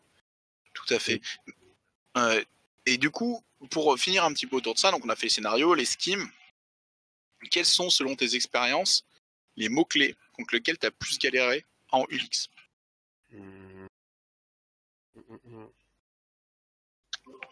Donc, je reviens sur, comme je disais, du coup, vraiment, celui qui m'a le plus vraiment explosé, c'était vraiment MSU, parce que il se base sur le même domaine que toi. Enfin, il peut faire, il fait du très bon tir, il fait du corps à corps mieux que toi. Ouais. Et du coup, s'il a bien choisi ses objectifs où il va devoir aller à certains points et pas trop en bouger, toi, tu vas peut-être contre-attaquer un peu en marquant tes objectifs, mais si le scénario demande un peu se taper et tout, eh ben, tu vas rentrer dedans. Ou même, de toute façon, même si tu le demandes pas, Tony, elle va te faire bring it. Ta volonté sur tes cochons, c'est pas Elle trop est basse. ça, par tes personnages. Donc elle fait venir, ils ont un bon mouvement, donc du coup ils viennent facilement jusqu'à elle. Elle tabasse, suivant, tabasser, et tu te fais massacrer au fur et à mesure sans vraiment faire de dégâts, parce que derrière, grâce à ses marqueurs, elle annule les dégâts, un petit peu de soin derrière et c'est parti. Et donc je dirais les bandes vraiment qui font soit ça, soit aussi des bandes qui vont vraiment te prendre à la gorge tour 1. Je pense par exemple à Nekima. Ah oui, d'accord, ouais. D'accord. En tour 1, tu te retrouves avec Nekima, un ou deux matures dans tes lignes qui tombent sur soit Ulix, soit sur tes invocateurs. Ouais, c'est fini, quoi. Quand t'as pas de Warpick, tout ça et tout, tu fais ah, déjà là, bonjour. Et c'est dans ce genre de situation que je pense, par exemple, que prendre des trucs comme le modèle qu'on n'avait pas parlé tout à l'heure, ça peut être vraiment très fort parce que, ça peut vraiment aider parce que, effectivement, tour 1, on n'a vraiment pas beaucoup de moyens de s'exprimer. Enfin, on Non, met ouais, du temps à s'exprimer. peu, Et ouais, tout à fait. Ouais. un qui est très très très rapide et qui te tombe vraiment très vite dessus, je pense que ça peut être compliqué. Le reste après, comme tu dis, par du placement, par du chose, ça peut toujours être gérable. Et même effectivement, Tony, au moins on peut s'écarter et faire des choses. Mais c'est vrai que les bandes qui sont encore plus agressives que toi et qui te prennent très vite, c'est compliqué. Ouais, donc on peut les prendre de vitesse, on peut leur tirer dessus jusqu'à la mort, et puis après on peut encaisser, enfin on peut réussir à contrer l'attaque cochon quasi à 100%. Et donc du coup à partir de là ils peuvent plus gagner l'attrition et c'est trop compliqué. C'est effectivement je pense les match-up un peu les plus compliqués pour le cochon. Ça en fait pas mal. Mais moi, je reste convaincu que le cochon est un faux mot-clé de corps à corps, dans le sens où ils sont un mot-clé un peu mou de corps à corps, vous leur roulez dessus, d'accord. Mais en fait, c'est pas là où c'est par leur action et par tout ce qu'ils peuvent faire qui vont réussir à isoler une figurine, réussir à faire tel ou tel scénario, qui vont réussir à briller le mieux pour moi. C'est la combinaison, effectivement. C'est pas juste le corps à corps, c'est le corps à corps avec le fait que c'est de la mobilité extrême, en fait. Et le fait que tu as plein d'actions, que tu bouges partout, que tu vas pouvoir amener tes figurines où tu veux pour leur faire faire ce que tu veux. Et c'est ça qui est effectivement, et c'est pour ça que du coup, on les voit forts sur des scénarios de positionnement, en fait. Parce que Oui. leur point fort, leur premier point fort, c'est le mouvement. Et derrière, ils peuvent aller appliquer du dégât là où ils veulent, mais du coup, c'est là où ils veulent. Et si c'est pour aller s'enfoncer dans une bulle ou dans un endroit tous au centre où on va tous rentrer dedans, ça peut marcher. Je dis pas que ça ne peut pas, hein, parce que des fois, ça m'est arrivé que ça marche. Hein. Les bonnes cartes qui sortent, les bons moments, tu fais du 6 dégâts sur de la Ah figure. oui, puis ils sont pas en reste. Hein. Là, on parle des briques assez hardcore, mais une faction un peu molle de corps à corps ou un peu tranquille, elle va complètement se faire rouler dessus par deux Warpigs et un Major qui leur foncent dans la gueule. Hein. Ça fait très mal. Hein. Et typiquement, s'ils tombent sur des bandes qui vont plus être dans la pose objectif et tout, ils vont se retrouver très vite avec des cochons très énervés qui vont leur tomber dessus. Et là, si l'ennemi est un peu en baisse en niveau de dégâts, il va pas pouvoir contrer ça. Et au niveau mobilité, tu leur rends tout à fait. Et donc c'est ça, c'est une bande de mouvements agressifs, on va dire. Et vraiment, faut jouer sur ça, parce qu'effectivement, si se contente juste d'avancer en bulle, ça peut être complexe. Mais après, ça, effectivement, ça dépend des match-ups, ça dépend contre quoi on joue. Mais on a quand même pas mal de moyens de mettre des skips, de les enlever, de pouvoir faire d'autres choses. Donc voilà, il y a vraiment, c'est ça qui est bien, c'est que mine de rien, il y aura toujours quand même moyen des choses à faire. Oui, tout à fait. Moi, je sais qu'on venait de Guild Ball quand on a commencé Malifaux. Sandy, c'est son premier mot-clé, donc c'est parmi les premières figurines qu'on a à jouer, en fait, tout simplement. Et en fait, autant de mobilité, autant de possibilités de faire des actions hors activation, des choses comme ça, plus le fait que ce soit évolution, plus machin, très Pokémon style. Nous, on est tombé amoureux. On a trouvé le gameplay tellement riche, tellement fun, tellement. Puis même, en fait, les parties où Sandy, elle râlait parce qu'elle perdait, parce que tour 1, tour 2, je lui tue tous ses cochons, mais qu'arrivé tour 3, tour 4, j'ai plus assez, puis qu'à la fin, il me reste 3 figurines contre 10. Enfin, j'exagère, contre 8 en général, Oui. contre 7 ou 8. On s'est dit, mais en fait, il y a un équilibre qui est plus profond que ce qu'on pense, en fait. Et, bref, ouais, mot-clé réussi, mot-clé très intéressant. Moi, je conseille. Pour débutants, je sais pas, parce qu'il faut acheter plein de boîtes. Comme on en parlait la dernière fois, quoi. C'est-à-dire qu'il faut tout pour pouvoir s'exprimer. Alors peut-être pas les Swankers, comme on disait. Hein, ceux-là, on n'est pas obligé de les prendre. On n'est pas obligé de prendre Gracie au début non plus. C'est pas obligatoire. Ni le First Mate, ou ce genre de choses qui sont des options assez ciblées. Disons que il vous faut le starter et les évolutions des cochons. Avec The Saw. Là, vous pouvez jouer. Et à partir de là, vous pouvez commencer à se dire, est-ce que je prends la boîte avec les Hog Whisperer et ce genre de choses, et réfléchir comme ça. Mais disons que vous êtes un peu obligé d'avoir bien 4 boîtes pour commencer à jouer, 3 ou 4 boîtes pour commencer à jouer le mot-clé. Tout à fait. Après, en parlant figurines pures, il y a eu quelques. J'ai mis de côté au début. Il y a quelques collectors. Moi, j'aime beaucoup le Bob Ross. Je crois que c'est un slowpoller. Donc il peint sur un cochon, hommage à Bob Ross, le peintre américain, bien sûr, hein.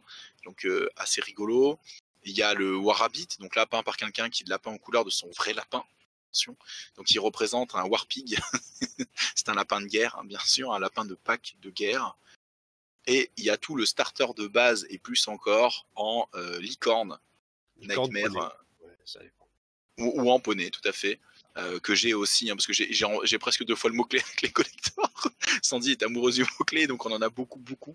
Et donc il y a plein de blagues dedans, il y a plein de choses comme ça, et ils sont assez creepy, ils sont magnifiques. Bref, plein d'options, plein de choix, beaucoup de figurines, beaucoup de modélisme autour de ce mot-clé. Je conseille parce que je le pense très intéressant, ce mot-clé. C'est ça.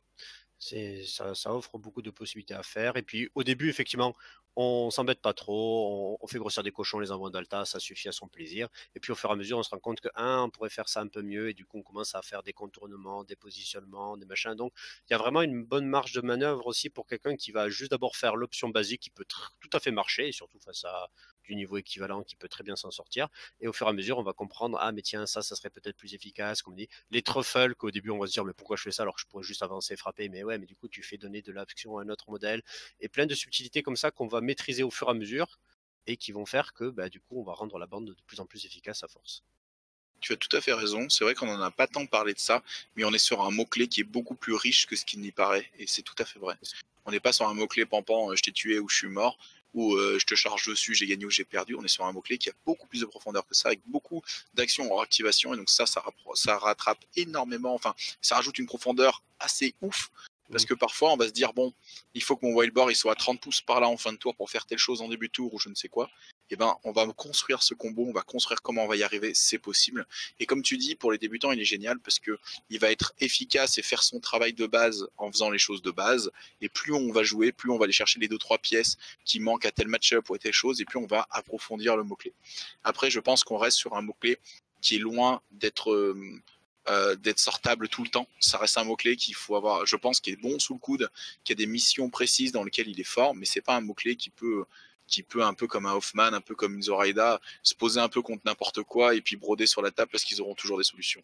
Je pense que c'est un mot-clé quand même qu'il faut un peu penser, quoi. Tout à fait. Eh ben écoute, est-ce qu'on a fait le tour de tout? Est-ce que tu penses que... Je pense, on a vu les objectifs, on a vu les trucs. On n'a pas vu vraiment de compo type, mais vous avez vu avec tout ce qu'on a décrit, je pense que c'est à peu près, ça en découle à peu près. Après, comme on dit, c'est de l'adaptation par rapport à ce que vous allez avoir en fait. C'est ça aussi parce que vous pouvez très bien décider de prendre, voilà, Big Bang Brain, The Saw, Gracie, All Major et Très souvent, c'est ces trois-là avant tout. En fait, c'est simple, il vous faut de quoi invoquer. Donc ça va être sûrement une combinaison de ces trois références. C'est très souvent The Saw parce qu'elle peut invoquer énormément par rapport aux autres, mais les autres sont quand même très intéressants. Très souvent le Major pour optimiser votre corps à corps, le Major qui est caché ici. Gracie pour la mobilité, y avoir une front lane qui tank. Et à partir de là, il y a plusieurs scénarios. Il y a un scénario où vous voulez agresser très tôt, et vous pouvez peut-être même payer un wild boar, moi je l'ai déjà fait. totalement, je le fais. Ça marche assez bien, tu payes en wallboard et que tu vas grossir un Warpig facilement. Ouais, c'est ça. Et en fait, Gracie va le transporter avant que tu le grossisses. Parce qu'elle peut, vu qu'il est taille 2, donc elle va le transformer avec le Ride With Me. Enfin, je dis pas de bêtises, je crois que c'est ça. Hein. Voilà. Et une fois qu'il a été transporté, Ulix va le transformer, ça va le pousser 2 et faire un Warpig, et le Warpig va pouvoir agresser en fin de tour 1, par exemple. C'est un scénario. Vous voulez jouer plutôt défensif et tir, vous allez mettre 3 piglets que vous allez transformer en Squealer, et ils vont tirer tour 1. Et ainsi de suite. Vous voulez plus de personnages et plus de support, vous allez jouer un First Mate en scénario, et puis Big Brain peut-être, ou des choses comme ça. C'est ça, voilà. Le reste va vraiment s'axer sur quel est le scénario, quel est votre adversaire. Est-ce que vous voulez continuer à faire sur sur ce qu'on attend que vous fassiez ou effectivement partir plus sur d'autres choses et ça va venir au fur et à mesure. Mais voilà, je pense qu'on a fait le tour de la question. Eh ben, bravo de nous avoir écoutés parce avec Griff, on parle beaucoup. Forcément, ça fait une vidéo un petit peu longue. C'est la première d'une série qui, elle aussi, va être longue parce qu'il paraît qu'il y a 8 masters par mot-clé, par faction et qu'il y a 8 factions. Et que là, je compte pas les Deadman Indre. Donc, il y a quand même une somme de travail possible. Si ça vous plaît, n'hésitez pas à nous en parler. Si vous voulez qu'on optimise les choses de façon différente, vous nous en parlez aussi. L'idée, ça serait bien sûr de faire parler des joueurs avant tout. Là, on s'est permis de faire Ulix tous les deux parce qu'on connaît le mot-clé, on l'a joué quelques fois, puis Sandy l'a pas mal joué aussi, donc indirectement, j'ai des retours de ses expériences à elle. Mais l'idée, c'est de faire parler à chaque fois un joueur de ces mots-clés. Si vous êtes un joueur de mots-clés et que vous avez envie d'en parler, vous nous contactez et c'est avec plaisir qu'on fera des vidéos avec vous. L'idée aussi, c'est de présenter des joueurs et leur point de vue. Donc voilà, donc ce serait une nouvelle série à voir à quel point ça vous botte, quoi, tout simplement. J'espère que ça vous ait plu et au revoir. Allez, à plus les copains, ciao.